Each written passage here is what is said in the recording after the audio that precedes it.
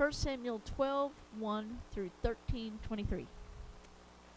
Then Samuel said to all Israel, I have carefully listened to everything you said to me and placed a king over you. But now you can see that the king is leaving you. As for me, I'm old and gray, and my sons are here with you. I have led you from my youth until today. Here I am. Bring charges against me before the Lord and his anointed. Whose ox or donkey have I taken? Whom have I wronged or mistreated? From whose hand have I taken a bribe to overlook something? I will return it to you. You haven't wronged us, you haven't mistreated us, and you haven't taken anything from anyone's hand, they responded. He said to them, The Lord is a witness against you, and his anointed is a witness today that you haven't found anything in my hand. He is a witness, they said. Then Samuel said to the people, The Lord who appointed Moses and Aaron, and who brought your ancestors up from the land of Egypt, is a witness. Now, present yourselves, so I may judge you before the Lord about all the righteous acts he has done for you and your ancestors. When Jacob went to Egypt, your ancestors cried out to the Lord, and he sent them Moses and Aaron, who led your ancestors out of Egypt and settled them in this place. But they forgot the Lord their God, so he handed them over to Sisera, to the commander of the army of Hazor, to the Philistines, and to the king of Moab. These enemies fought against them. Then they cried out to the Lord and said, We have sinned, for we have abandoned the Lord and worshipped the Baals and the Ashtoreths. Now deliver us from the power of our enemies, and we will serve you. So the Lord sent Jerubbaal, Barak, Jephthah, and Samuel. He rescued you from the power of the enemies around you, and you lived securely. But when you saw that Nahash, king of the Ammonites, was coming against you, you said to me, No, we must have a king rule over us, even though the Lord your God is your king. Now here is the king you've chosen, the one you requested. Look, this is the king the Lord has placed over you. If you fear the Lord, worship and obey him. And if you don't rebel against the Lord's command, then both you and the king who rules over you will follow the Lord your God. However, if you disobey the Lord and rebel against his command, the Lord's hand will be against you and against your ancestors. Now therefore present yourselves and see this great thing that the Lord will do before your eyes. Isn't the wheat harvest today? I will call on the Lord, and he will send thunder and rain, so that you will know and see what a great evil you committed in the Lord's sight by requesting a king for yourselves. Samuel called on the Lord, and on that day the Lord sent thunder and rain. As a result, all the people greatly feared the Lord and Samuel. They pleaded with Samuel, Pray to the Lord your God for your servants, so we won't die. For we have added to all our sins the evil of requesting a king for ourselves. Samuel replied, Don't be afraid. Even though you have committed all this evil, don't turn away from following the Lord. Instead, worship the Lord with all your heart. Don't turn away to follow worthless things that can't profit or deliver you. They are worthless. The Lord will not abandon his people because of his great name, and because he is determined to make you his own people. As for me, I vow that I will not sin against the Lord by ceasing to pray for you. I will teach you the good and right way. Above all, fear the Lord and worship him faithfully with all your heart, considering the great things he has done for you. However, if you continue to do what is evil, both you and your king will be swept away. Chapter 13. Saul was 30 years old when he became king, and he reigned 42 years over Israel. He chose 3,000 men from Israel for himself. 2,000 were with Saul at Michmash and in Bethel's hill country, and 1,000 were with Jonathan in Gibeah of Benjamin. He sent the rest of the troops away, each to his own tent. Jonathan attacked the Philistine garrison that was in Geba, and the Philistines heard about it. So Saul blew the ram's horn throughout the land, saying, Let the Hebrews hear. And all Israel heard the news. Saul has attacked the Philistine garrison, and Israel is now repulsive to the Philistines. Then the troops were summoned to join Saul at Gilgal. The Philistines also gathered to fight against Israel. 3,000 chariots, 6,000 horsemen, and troops as numerous as the sand on the seashore. They went up and camped at Michmash, east of Bethaven. The men of Israel saw that they were in trouble because the troops were in a difficult situation. They hid in caves, thickets, among rocks, and in holes and cisterns. Some Hebrews even crossed the Jordan to the land of Gad and Gilead. Saul, however, was still at Gilgal, and all his troops were gripped with fear.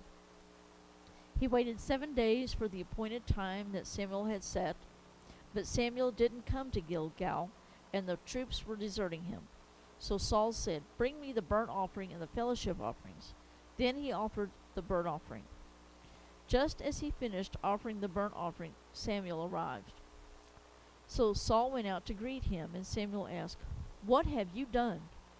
Saul answered, "When I saw that the troops were deserting me, and you didn't come within the appointed days, and the Philistines were gathering at Michmash, I thought, the Philistines will now descend on me at Gilgal, and I haven't sought the Lord's favor. So I forced myself to offer the burnt offering." Samuel said to Saul, "You have been foolish. You have not kept the command which the Lord your God gave you. It was at this time that the Lord would have permanently established your reign over Israel, but now your reign will not endure. The Lord has found a man loyal to him, and the Lord has appointed him as ruler over his people, because you have not done what the Lord commanded." Then Samuel went from Gilgal to Gibeah in Benjamin. Saul registered the troops who were with him, about 600 men. Saul, his son Jonathan, and the troops who were with them were staying in Geba of Benjamin, and the Philistines were camped at Michmash. Raiding parties went out from the Philistine camp in 3 divisions. One division headed toward the Ophrah road leading to the land of Shual.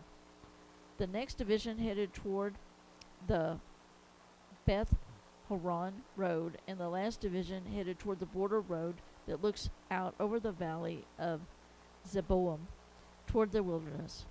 No blacksmith could be found in all the land of Israel, because the Philistines had said, "Otherwise the Hebrews will make swords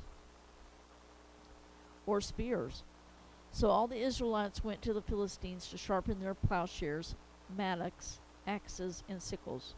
The price was 2/3 of a shekel for plowshares and mattocks, and 1/3 of a shekel for pitchforks and axes, and for putting a point on an ox goad. So on the day of battle, not a sword or spear could be found in the hand of any of the troops who were with Saul and Jonathan. Only Saul and his son Jonathan had weapons. Now a Philistine garrison took control of the pass at Michmash.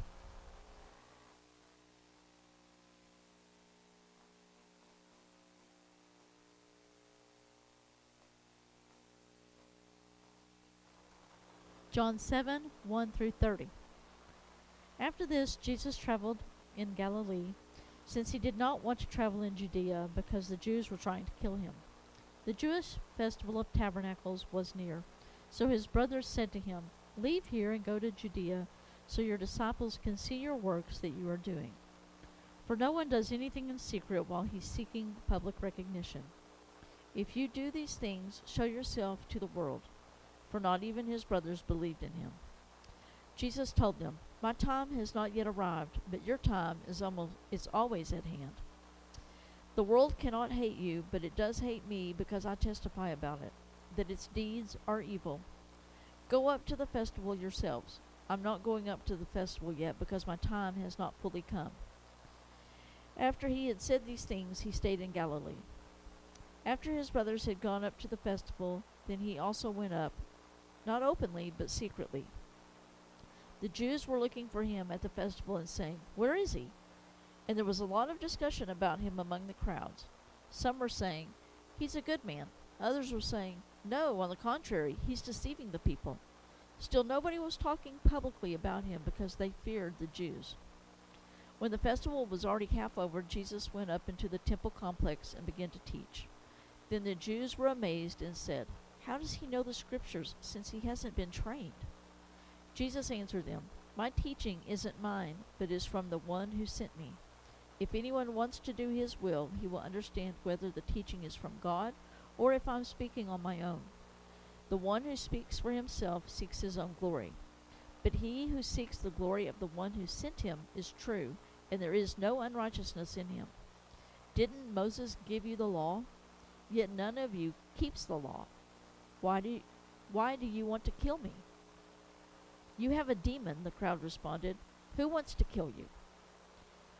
I did one work, and you are all amazed, Jesus answered. Consider this. Moses has given you circumcision, not that it comes from Moses, but from the fathers. And you circumcise a man on the Sabbath. If a man receives circumcision on the Sabbath, so that the law of Moses won't be broken, are you angry at me because I made a man entirely well on the Sabbath? Stop judging according to outward appearances. Rather, judge according to righteous judgment.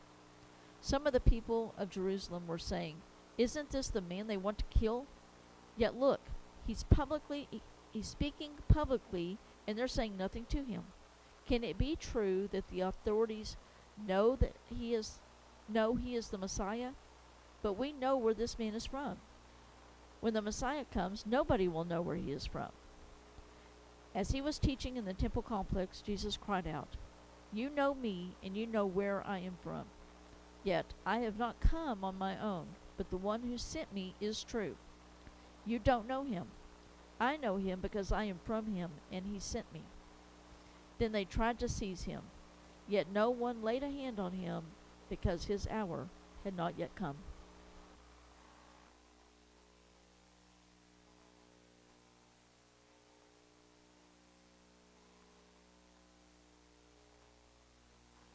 Psalm 108. My heart is confident, God. I will sing. I will sing praises with the whole of my being. Wake up, harp and lyre. I will wake up the dawn. I will praise you, Lord, among the peoples. I will sing praises to you among the nations. For your faithful love is higher than the heavens. Your faithfulness reaches the clouds. God, be exalted above the heavens. Let your glory be over the whole earth. Save with your right hand and answer me, so that those you love may be rescued. God has spoken in his sanctuary. I will triumph. I will divide up Shechem. I will apportion the valley of Succoth. Gilead is mine, Manasseh is mine, and Ephraim is my helmet. Judah is my scepter. Moab is my wash basin. On Edom I throw my sandal. Over Philistia I shout in triumph. Who will bring me to the fortified city? Who will lead me to Edom? Have you not rejected us, God? God, you do not march out with our armies. Give us aid against the foe, for human help is worthless. With God we will perform valiantly. He will trample our foes.